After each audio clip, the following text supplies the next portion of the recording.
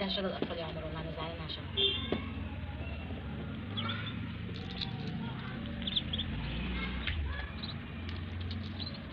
شفت بقى الطبق وسع ازاي، خليهم يعرفوا ياكلوا.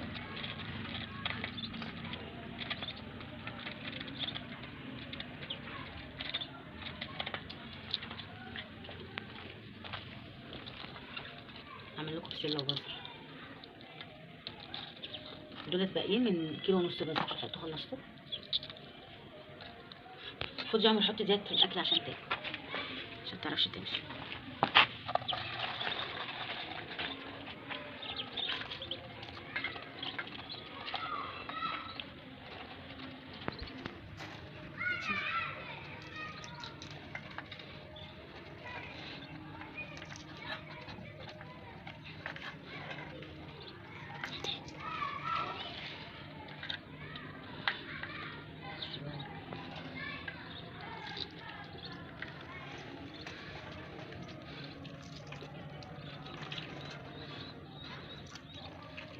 عايزين يجروا.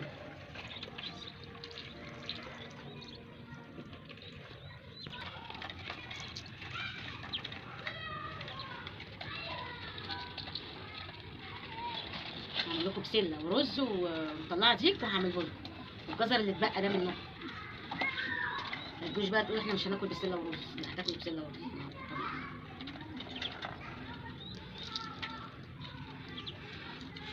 بصوا هم لحد دلوقتي عمرهم 10 ايام اهو، ما شاء الله 10 ايام يا عمر. حاطه لهم علف ناعم، بحط لهم املاح وفيتامينات في الميه اللي هناك دي، ولو في اي حاجه بحط مضاد حيوي او انتينات اللي هو مطهر معانا، علشان برضو ايه يعني لو في اي حاجه الحقها يعني من اولها. بص عشان على الميه ازاي رايحين يجروا على الميه ازاي.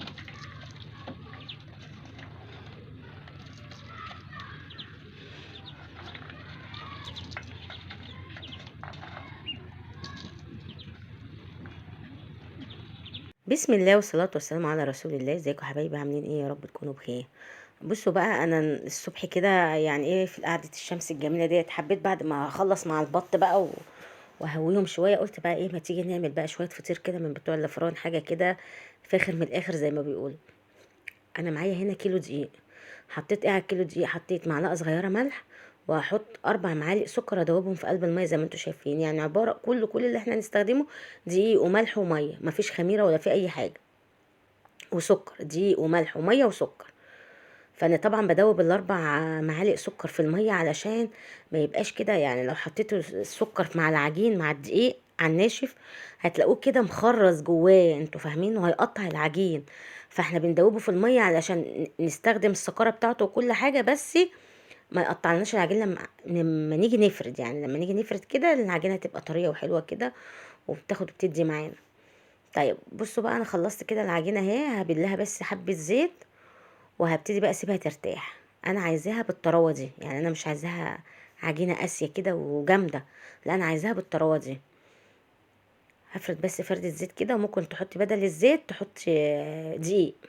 انا قسمت العجينه، الكيلو ده قسمته 2، قسمته 2 على طول، لان انا هعمله بطريقه ولا فرد بقى ولا وجع قلب ولا الكلام ده، طريقه الفران، يعني طريقه الفطير اللي انتوا بتجيبوه مورق من بره ده من الفرن. بصوا انا مستخدمه هنا زبده اسمها مرجلين. الزبده دي زبده بيضه كده، دي بتاعت الفران اصلا. دي انتوا بتجيبوها من اي سوبر ماركت او من اي عطار او من اي، مش عطار بقى، اللي هو السرجه اللي بتبيع زيت وسمنه وسكر والكلام ده. اقول له انا عايزه زبده مرجلين، هيديها لك قالب كده عامل زي فرن بالظبط. انا بستخدم هنا ربع كيلو، يعني بستخدم في الكيلو ده ربع كيلو زبده. بصوا بقى، انت بتفردي العجينه مش قوي للاخر يعني، وتبتدي بقى تدهنيها كلها زبده زي ما انت شايفه كده، تبطنيها كلها زبده يعني يعني تكون كتير، وتبتدي بقى تبرمي تلف فيها كده رول. الرول ده هو اللي هيدينا التوريقه والطبقات اللي بتبقى فين، اللي بتبقى في الفطيره. ونبتدي بقى نسويها كده ونقول بسم الله. نغطي الاول النص التاني ده من العجين، وبعدت احمد يجيب لي السكينه اهو، نقسمه كده بقى ايه على قد الفطير اللي انت حابه ان انت تستخدميه. طبعا احنا في شتاء فالزبده مش هتسيح معانا، لكن لو في صيف والزبده ما بتستحملش هتلاقيها طلعت من العجين، فلما تيجي تضغطي عليها بالنشابه وتفرزيها كده هتطلع. فاحنا بنعينها في التلاجة لحد ما تمسك، لكن دلوقتي احنا في شتاء فماسكه نفسها. تيجي بقى تفردي بالنشابه عادي كده كل الطبقات دي على بعضها. تخيلوا بقى التوريقه بتبقى عامله ازاي، ومسحه زيت بس كده، وتبتدي بقى تلفي كده وتبرميها وتعمليها كوره، عشان بعد كده نفردها تبقى مدوره. طبعا انا مشغله الفرن من الجنب اهو، شايفينه يعني مهديه خالص، بس ان هو يديني سخونيه، عشان الفطير ده بيحب يخش على نار عاليه، يعني بحيث ان هو ايه ما بياخدش حاجه، في نفس الوقت ان هو ايه يطلع طري وحلو، وفي نفس الوقت منفوخ وجميل. يعني لو دخل على نار متوسطه ولا نار هاديه هينشف في الفرن، على ما يجي يستوي هينشف. بصوا انا فردت كده دولت يعني نص كيلو عمل لي 5 فطاير اهو. مسحه زيت على طول، وابرم ابرم ابرم، واقوم ايه مكوراها كده كور، اسيبها ترتاح. ادي التانية اهيت، فردتها برضو زي ما انتوا شايفين، بس كده زي ما انتوا شايفين فردتها، وحطيت الزبدة كلها فردتها هي عليها برضو. شايفين دي زبدة مرجلين اللي هي البيضة دي اصلا معروفة للتوريق، دي اللي فرن بس بتستخدمها. ممكن تستخدموها للباتيه برضو، بتبقى جميلة جدا يعني.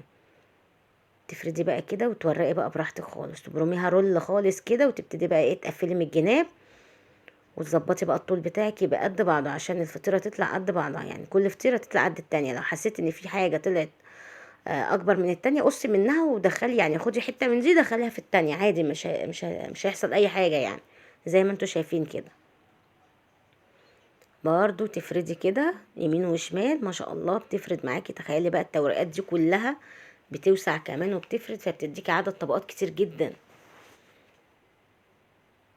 لو عايزه تحشيها سكر بقى، عايزه تحشيها اي حاجه زي ما انت عايزه. بصي انا هدهن الصينيه هي سمنه، معرفش الاضاءه بتروح وبتيجي كده ليه، بس احمد ابني اللي كان واقف بقى بيصور. انا هنا عملت اول صينيه، يمكن الاضاءه بقى ايه يعني ايه، او الكاميرا فصلت وانا بعمل اول صينيه بفردها. بس اكيد انتوا عارفين يعني انا بفرد كده وبحط في الصواني زي ما انتوا شايفين.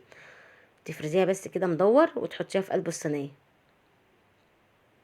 او بسم الله بسم الله ما شاء الله، انت ما بتلحقيش اصلا تسيبيها في الفرن يعني. بصي بتبتدي تطلعها على طول، لانه بيتنفخ على طول ما بيستحملش. بس هجيب المشنه وابتدي انزل فيها على طول، بس كده اسيبها تبرد وادخل غيرها.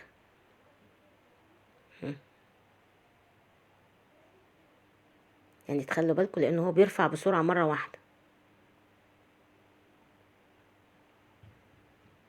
انا اللي انا بفرده ده مستنيه بس الصينيه تبرد عشان ادخله فيها، يعني احطه فيها. انا عايزه اوريكم شكله، عايزه اوريكم الطبقات بتاعته. انا هدوقه دلوقتي واوريهولكم، بس برضو مش هسهى عن اللي في الفرن، لانه اوام بيرفع اوام.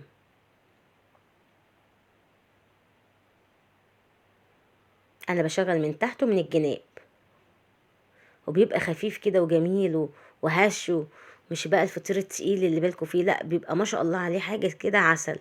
تقدري بقى تاكليه بجبنه قديمه، تقدري تاكليه بعسل، تقدري تاكليه حاف كده.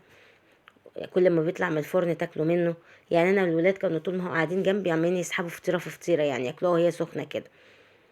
ممكن تحشيها لهم سكر زي ما انت عايزه. اهو احمد ما صبرش لحد حتى ما تبرد يعني. اخدتها خالص كده عشان احط الايه الصينيه مكانها.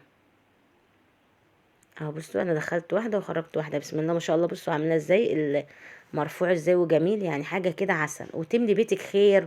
والشتاء اصلا بيحب الدفا، وبيحب المعجنات بقى. قومي كده وشجعي نفسك كده، بدل ما تشتري الحاجات دي من بره اعمليها في البيت وعيالك حواليكي. معرفش الاضاءه راحت فين، بس يا رب تكونوا استفدتوا بالفيديو لحد كده. ما تنسوش بقى باللايك والشير واستنوني في فيديو جديد.